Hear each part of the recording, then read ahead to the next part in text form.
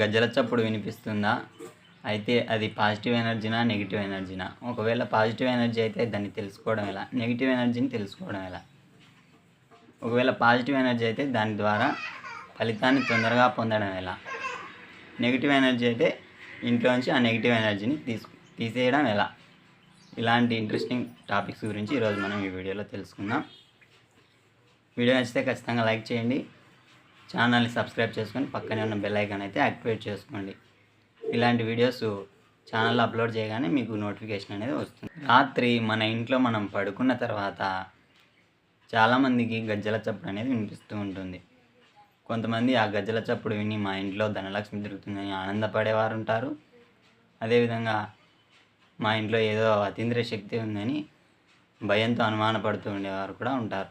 అది positive ఎనర్జీనా negative ఎనర్జీనా తెలుసుకోవాలంటే మీ ఇంట్లో ఇలాంటి చిన్న చిన్న పనులను గమనించండి. ఒకసారి అన్నం అనేది తరచుగా అడుగు మాడుతూ ఉంటే మీ ఇంట్లో నెగిటివ్ ఎనర్జీ, ఆ చప్పుడు అనేది నెగిటివ్ ఎనర్జీ కింద తీసుకోవచ్చు. తర్వాత ఇంట్లో నీళ్లు కూడా చాలా తొందరగా అయిపోతాయి.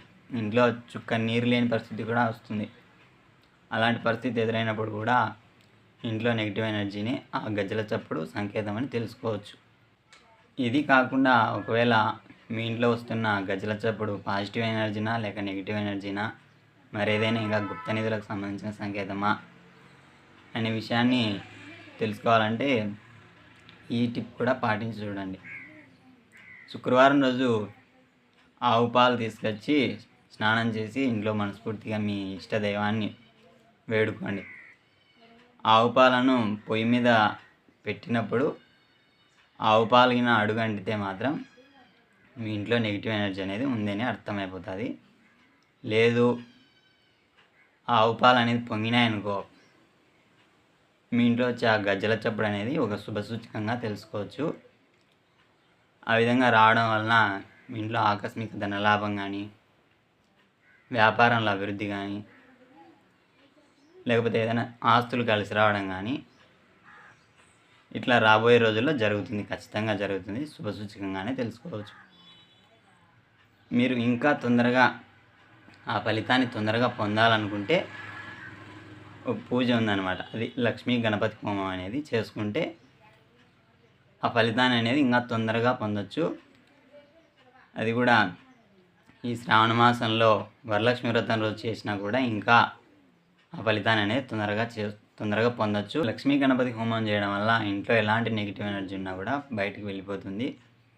తర్వాత పాజిటివ్ ఎనర్జీ అయితే ఎప్పుడైతే మీ ఇంట్లో గజ్జల చప్పుడు వినిపిస్తూ ఆవు పాలు పొయ్యి మీద పెట్టినప్పుడు పొంగడం అనేది జరుగుతుందో మాడిపోకుండా, ఈ లక్ష్మీ గణపతి హోమం చేయడం వల్ల మీ ఇంట్లో రాబోయే రోజుల్లో ఆకస్మిక ధనలాభం కానీ, ధనవృద్ధి కానీ, లేకపోతే స్థిరాస్తులు కలిసి రావడం కానీ, ఒకవేళ ఆ ఇంటి యజమానికి పొలం అట్లా ఉన్నట్టయితే పొలం ద్వారా లాభం రావడం కానీ, లేకపోతే ఏవైనా గుప్త నిధులు ఉన్నా కూడా వాటంతటగా అవే మీ ఇంట్లోకి రావడం కానీ, మీ చేతికి చేరడం కానీ ఈ విధంగా జరుగుతుంది.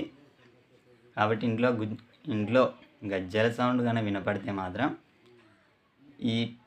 ఈ పనులు అయితే చేసి చూడండి. మీకు ఖచ్చితంగా ఫలితాలు అనేది పొందొచ్చు. వీడియో నచ్చితే లైక్ చేయండి. ఛానల్ ఎవరైనా ఫస్ట్ టైం చూస్తా అంటే ఛానల్ సబ్స్క్రైబ్ చేసుకోండి. పక్కనే ఉన్న బెల్ ఐకాన్ అయితే యాక్టివేట్ చేసుకోండి. ధన్యవాదాలు.